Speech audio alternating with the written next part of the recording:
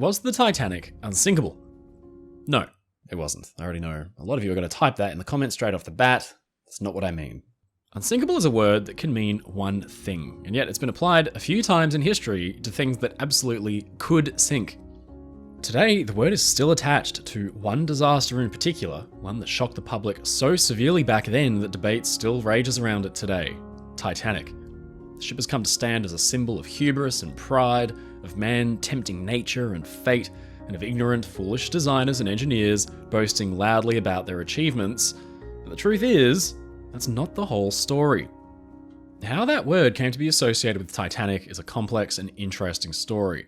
There was a whole series of disasters and accidents that had happened to ships before Titanic that her design team had learned lessons from and tried to implement into their ship's design. But was Titanic ever actually even marketed to the public as unsinkable? Who even used that word? Why did people think the ship couldn't actually sink? Ladies and gentlemen, I'm your friend Mike Brady from Oceanliner Designs. Today, let's learn about how Titanic came to be unsinkable.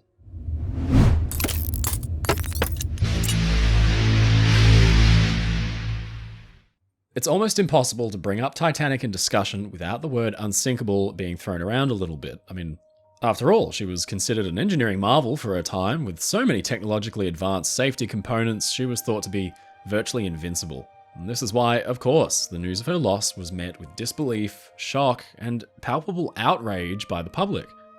It was a textbook example of hubris, man proclaiming dominion over nature, and nature responding by having the final word.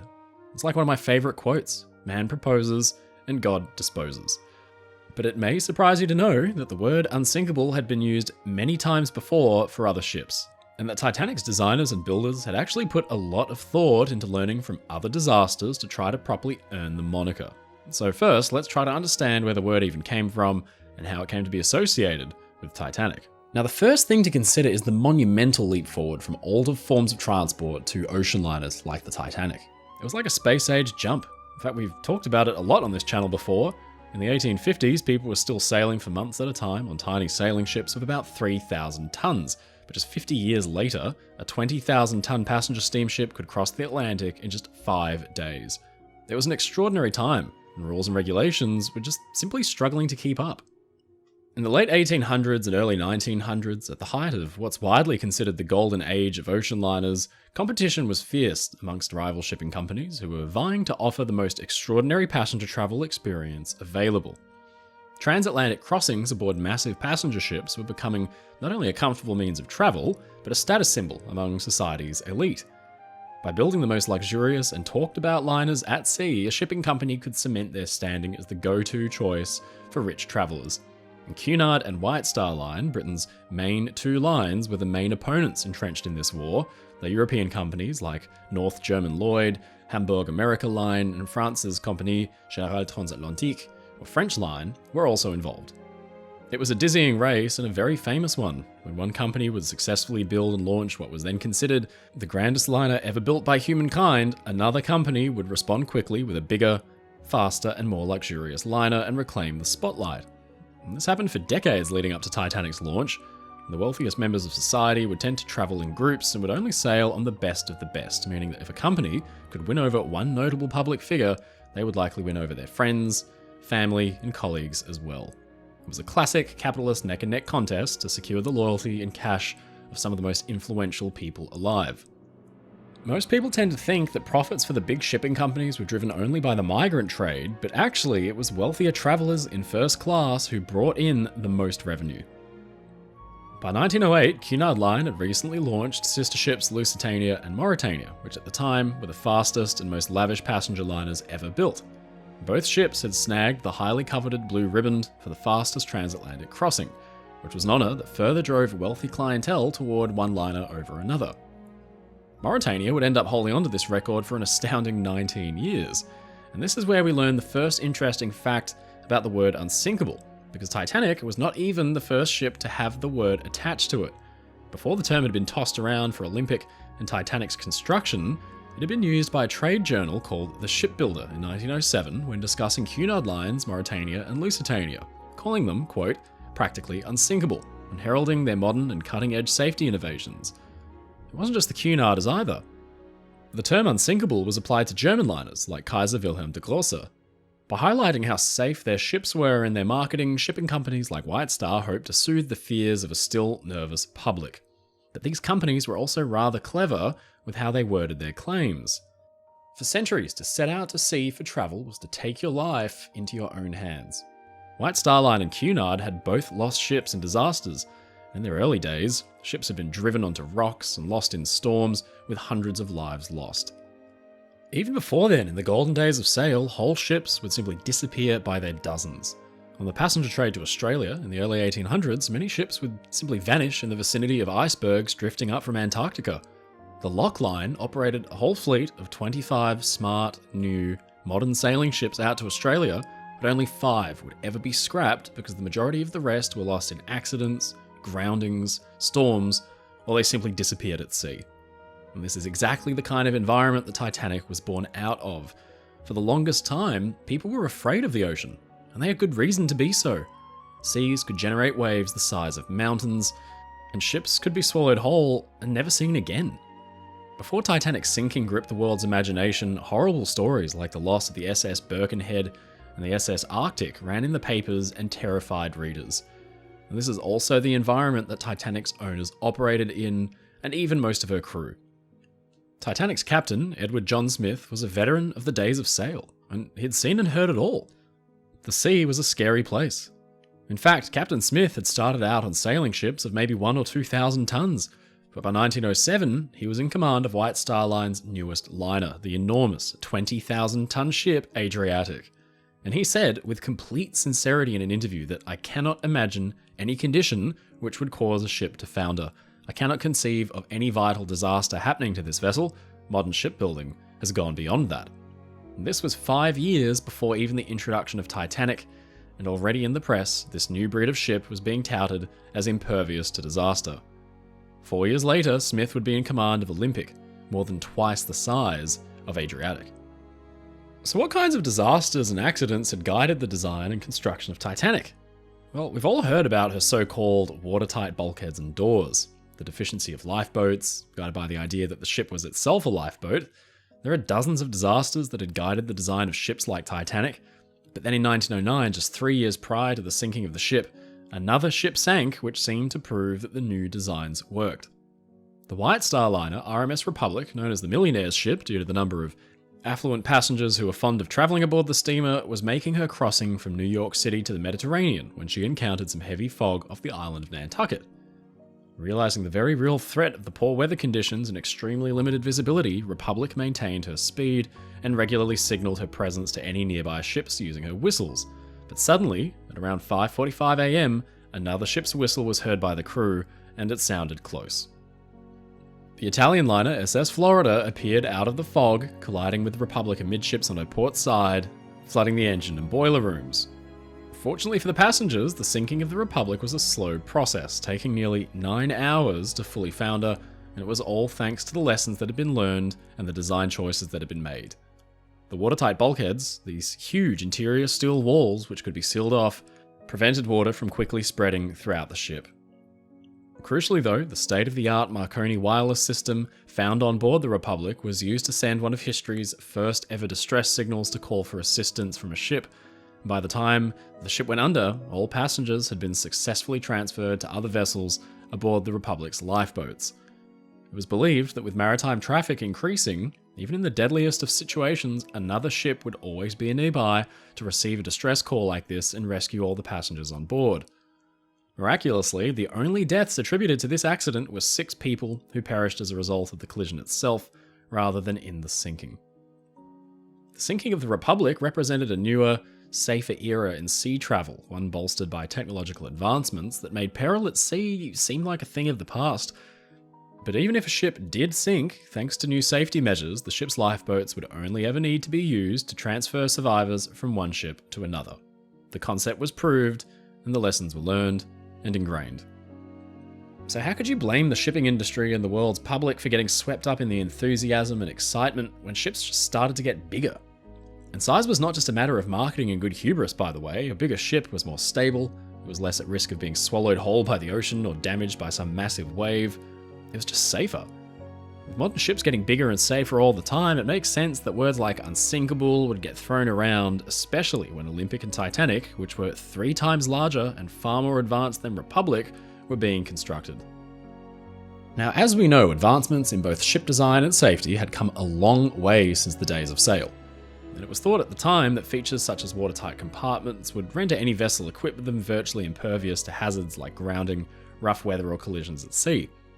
The watertight compartments were designed to run the entire width of the lower portion of the ship, breaking it up into 16 sections, each of which could be individually sealed off via special watertight doors, some which could actually be activated by an electrical switch on the bridge. By doing so, the incoming water could be contained within these compartments without flooding the entire ship, allowing her to stay afloat even with damage to the hull. Now, this was considered cutting edge at the time because in years prior, any breach of the ship's hull could spell immediate disaster. With this new and advanced technology, passengers no longer needed to fear the ship foundering due to taking on water or running aground, and it was this safety measure in particular that earned Titanic and her contemporaries the title, practically unsinkable. Now, where does that term actually come from? Well, in reality though, there were virtually no examples of any ship being advertised as simply unsinkable. That is to say, without the qualifiers. This brings us to the marketing and word of mouth advertising behind ships like Titanic. It was easy enough to relay the safety of your ship to a restless clientele. White Star Line took no chances when it came to making actual, legitimate promises on paper. In fact, in almost all printed marketing relating to Titanic or any passenger liners of the day, the ships were not ever referred to as simply unsinkable. The word was not even used on postcards or posters by the ship's owners. But the word was used once in the September 1910 publicity brochure advertising Titanic and Olympic. The company stated, and pay attention to the wording here, that as far as it is possible to do so, these 2 wonderful vessels are designed to be unsinkable. By the standards of the day, and as well as they were able to, Harland and Wolff, Titanic's designers, had made their ships as unsinkable as conventional wisdom and experience had taught them. By including the phrase, as far as it is possible to do so, the brochure's wording was insinuating that it is actually impossible to build a ship that could never sink. Now, while this may seem like a technicality or a small semantic difference, it's that exact tightrope walk that kept companies like White Star Line and Harland and Wolff in the clear legally while still maintaining an air of dominance when it came to talking about the safety of their ships. The Shipbuilder, which was a publication largely responsible for liners being advertised as unsinkable in print, may not have been so original in their reporting as one might think. According to maritime historian Bill Sauter, much of the writing found within the pages of the Shipbuilder had likely been supplied by the White Star Line directly, with very few changes made to the copy between the Shipping Journal's articles and White Star Line's own publicity. The common idea of Titanic being touted as unsinkable by dozens of independent papers, journals, and brochures before the sinking seems to really diminish in gravity when you consider that the origin of many of those claims can be traced back to one not so impartial source. Word of mouth was a powerful tool for this type of advertising, and it was especially effective in the booking process. This was 1912, of course, an era well before the advent of the internet and travel booking websites. In order to book passage on a ship, you'd have to speak to a travel agent to help facilitate your plans. Arriving at the travel agency, and undoubtedly brimming with questions, potential passengers were reassured by White Star agents that yes, of course, the Titanic was unsinkable. And sure enough, these claims of unsinkability spread, and we're beginning to seep into the mythos surrounding the ship even before she departed Southampton. And there are many examples and testimonials supporting this fact. Take this example. One of the most notable passengers aboard the Titanic was the British fashion designer Lady Duff Gordon. She found herself in need of quick travel arrangements due to sudden and urgent business in New York. But upon arriving at the White Star offices in Liverpool and meeting with the clerk, she was told that due to the short notice, they would only be able to accommodate her on the maiden voyage of a brand new ship, the RMS Titanic. And though she had made the transatlantic crossing several times before, Lady Duff Gordon found herself nervous at the prospect of sailing aboard a new and unfamiliar ship. And the clerk scoffed at her hesitance and replied, "Of all things, I should imagine you could not possibly feel nervous on the Titanic. Why, the boat is absolutely unsinkable. Her watertight compartments would enable her to weather the fiercest storm ever known, and she has the last word in comfort and luxury." Then, maybe as a final selling point to sway Lady Duff Gordon, the clerk added, "This first voyage is going to make history in ocean travel." Unfortunately, he was right. Now, claims about Titanic's unsinkability can actually be traced to the ship's builders and even some of her officers and crew, especially her captain. One man recalled in a newspaper report from 1912 that Captain Smith had used the word unsinkable to describe his ship after a collision with the British warship Hawke. Apparently, Smith had said, "The Olympic is unsinkable, and Titanic will be the same when she is put in commission." Why either of these vessels could be cut in halves and each would remain afloat almost indefinitely. The non-sinkable vessel has been reached in these two wonderful craft. I venture to add that even if the engines and boilers of these vessels were to fall through their bottoms, the vessel would remain afloat. Smith's description of being able to cut or damage Titanic into sections and those sections' ability to remain afloat is corroborated by 3 separate witnesses on 3 separate occasions. And we don't need to wonder very much where he got that specific turn of phrase from.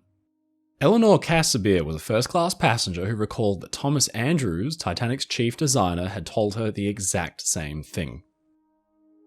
White Star and Harland and Wolff might have avoided heavy use of the word unsinkable in their published brochures and material, but it seems like the ship's design team and crew were not afraid of spreading the word, and it worked.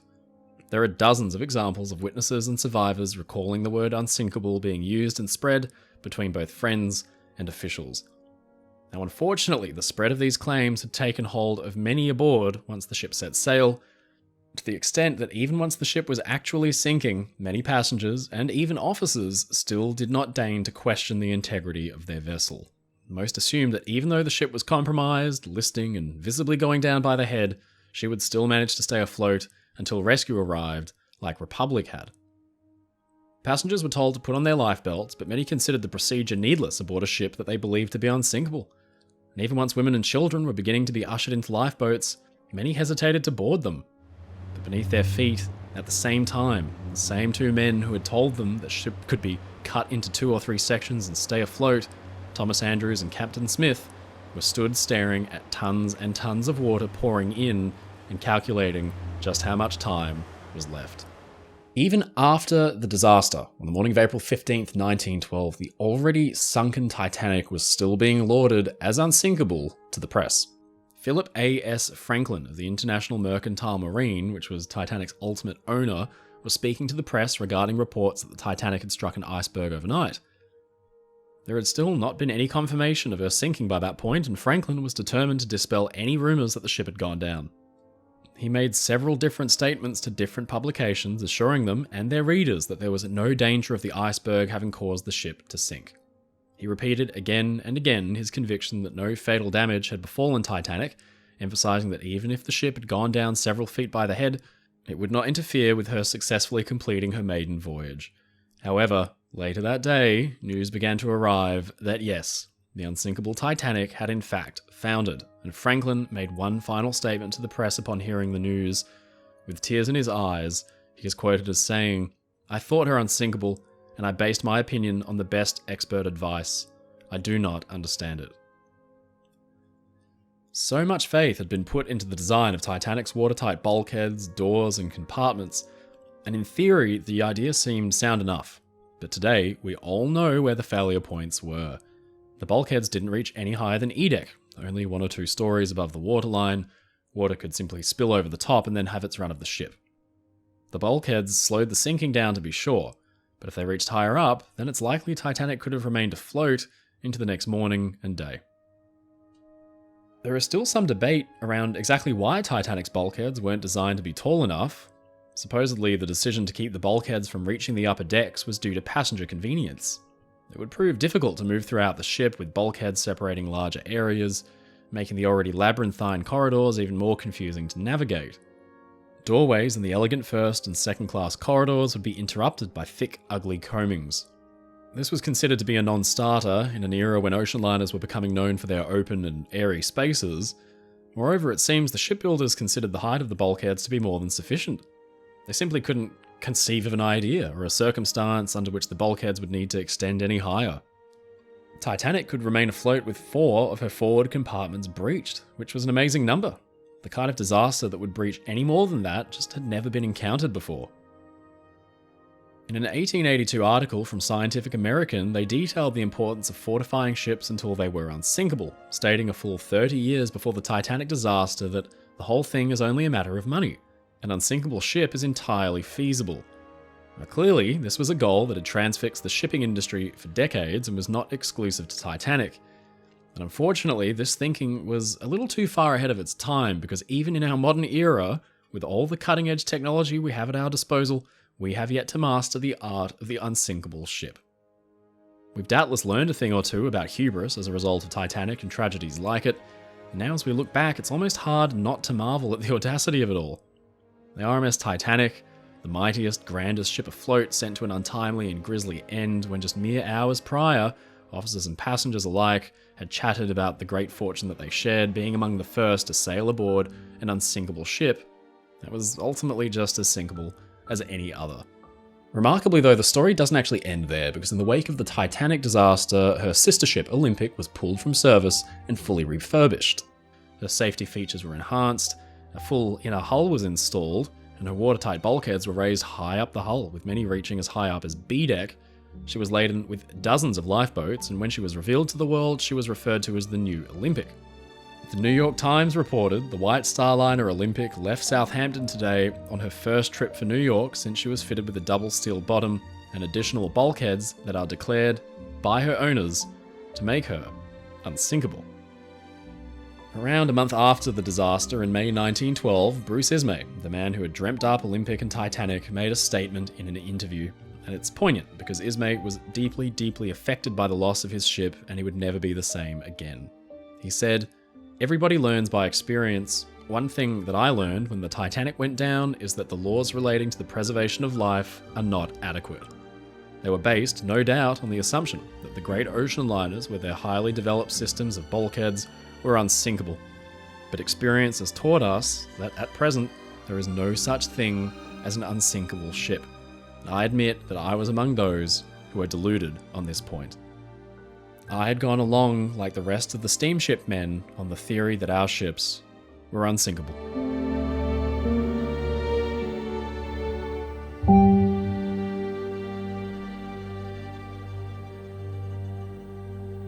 Ladies and gentlemen, it's your friend Mike Brady from Oceanliner Designs. Thank you so much for watching this video. If you enjoyed it, please leave a comment below. And don't forget to subscribe to the channel because we get new videos out weekly. If you want to support my work and get really cool perks like behind the scenes and early access, please visit my Patreon in the link in the description below, or sign up as a YouTube member. Come and join the crew.